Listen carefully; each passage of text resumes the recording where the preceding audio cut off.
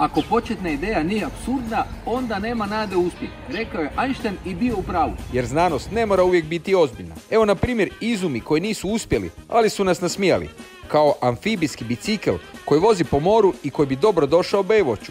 Ili drveni badići da nam pomognu plivati jer drvo pluta. Radio je prije interneta i televizije bio najpopularniji medij, pa su Ameri izumili radio šešir za slušanje svugdje osim pod tušem. Ako vam se ne da sjediti za klavirom, tu je britanski izum iz 1935. A za ljude na otocima ili u Ogulinu izumljen je rasklopni most poput švicarskog nožića. Ovaj poseban branik, platforma za aute, spašava pješake od udaranja i služi kao prijevoz. Ajmo Uber! A za one koji žele čitati potpuno horizontalno, tu su posebne Habli naočale. Vidite da ima šanse da i vi postanete izumitelji, jer ako su mogli ovi ljudi, možete i vi, i to puno bolje. Pridruži nam se!